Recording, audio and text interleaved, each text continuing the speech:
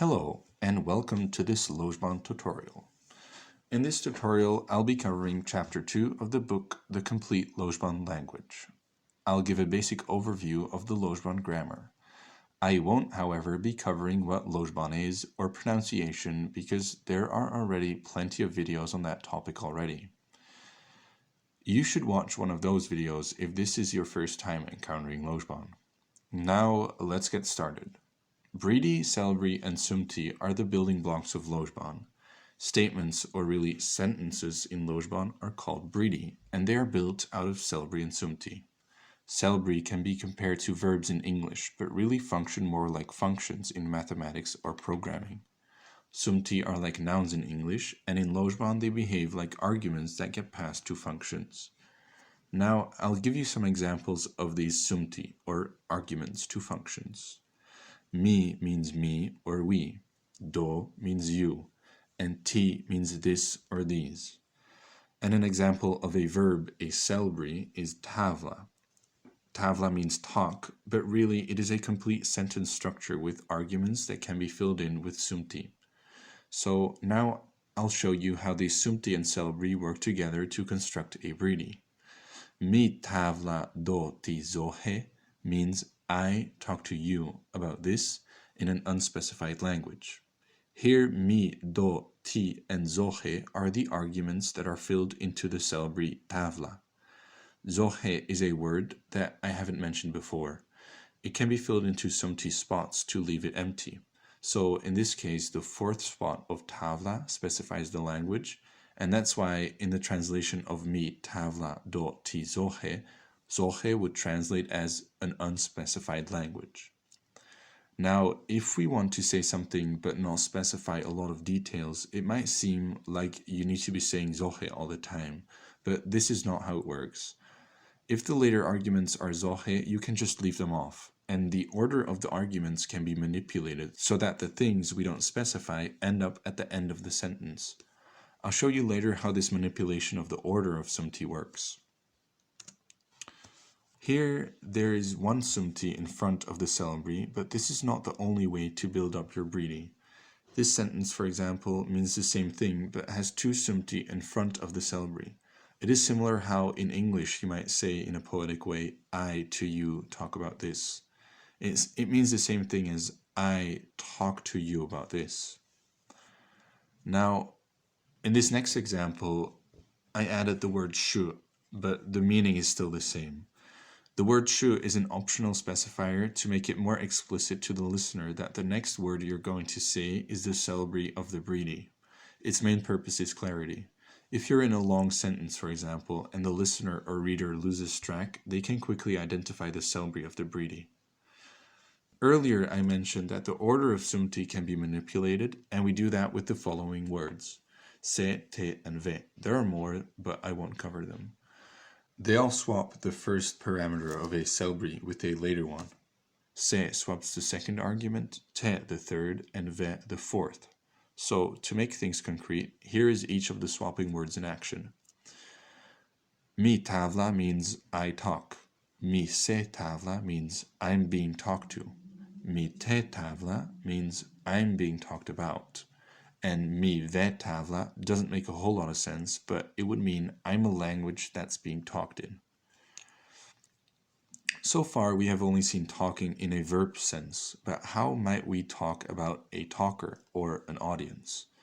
Well, for that purpose, Lojban has the word le. Le converts a celebrity into a sumti with the meaning of the first parameter of the celebrity. So, le tavla means a talker. And if we use the word le in conjunction with the swapping words that I explained earlier, we can make sumti out of each argument of the celebrity.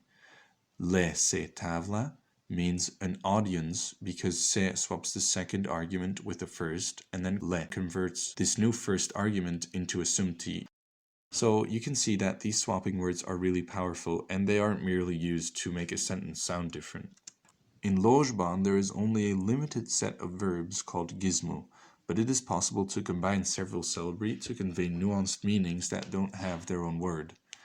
In this example, we combine sutra, being fast, with tavla, talking, to make the word sutra tavla, talking fast. These compound syllabary are called tanru.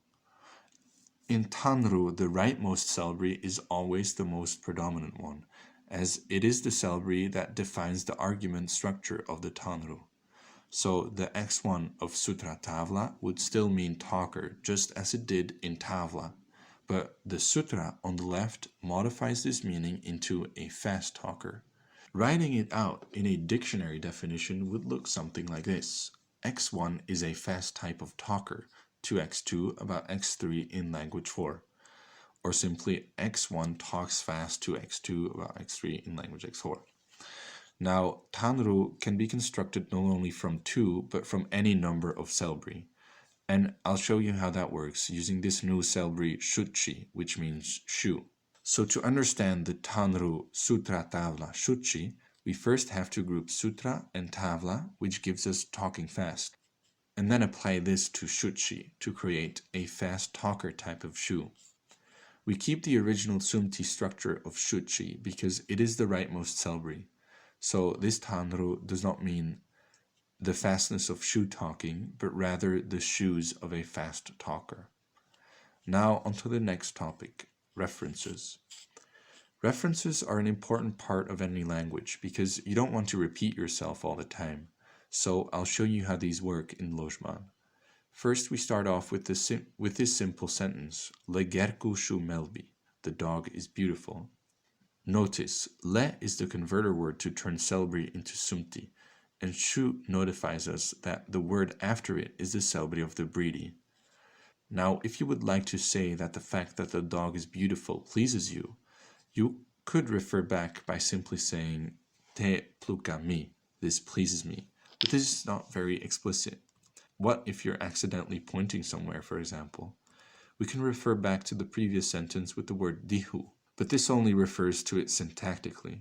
Saying dihu pluka mi, the previous sentence pleases me, means that you like the way the last sentence sounded or was constructed. You're saying you like that string of words. If you'd like to say that the meaning of the last sentence was what pleases you, you'd have to say lahe dihu pluka mi, the meaning of the previous sentence pleases me. So we use lahe dihu to refer to the meaning of the previous sentence. Possession is something we express all the time, and it is very easy to do so in Lojban. In the sentence Le mi gerku shu sutra, my dog is fast, you can see that possession is expressed using the syllabary sumti converter le, along with another sumti placed in between le and the syllabary. If we place something in between le and the corresponding syllabary, it conveys possession. So le mi gerku means my dog, and le ti gerku would mean your dog. A vocative is a word or phrase that makes it clear who what you're saying is addressed to. Hello and bye are simple examples of vocatives we use every day. Shoi Jan means hello John. Shoho Jan means bye John. Now, it is also possible to address someone without having to say hi or bye to them using the word doi. So, doi John would mean I'm talking to you, John. And then, if we say after that do melbi, it would mean that we are calling John beautiful. Vocatives are useful in combination with commands or imperatives. If we say ko tavla, talk, after doi John, it is clear that this command is directed toward John. Ko should be followed by a syllabary and then means I'm commanding you to fulfill the first sumti spot of this syllabary. So it is functionally similar to the word le, and we can also use it with the swapping words. Ko se tavla would, for example, mean listen. Questions. I'll cover only the three simplest ways of asking questions in Lojban, but there are more that I won't cover. The first way of asking questions that I'm going to cover is the word ma. You can put the word ma in a sumti spot to ask the listener for a sumti to fill into that spot to make the breedy a true statement. So, do tavla ma means give me a sumti so that do tavla, that sumti, is a true statement, or simply, who do you talk to? An answer to this might be la Jan, I'm talking to John. There is also a syllabary equivalent of ma, the word mo. It means Give me a celery so that if I fill it in here, it would make the breedy a true statement. So, do mo legerku means what are you doing with the dog? An answer might be shadzu, I'm walking with the dog. Who is the third way of asking questions that I'll be covering, and it is used to ask yes or no questions. You can put this word in front of any breedy to ask whether or not that breedy is a true statement. So, who do tavla mi means are you talking to me? The last thing I'm going to cover is tenses. Tenses are very complicated and irregular in all natural languages that I know, but in Lojban they are extremely simple. There are 3 simple words, pu, sha, and ba, that can be placed in front of celery to change the meaning of when the thing you're talking about is occurring. I haven't used these words in my past examples, so actually all my translations to English were slightly inaccurate because I translated them in the present tense. I did this because it is actually impossible in English to say something without specifying when it is occurring.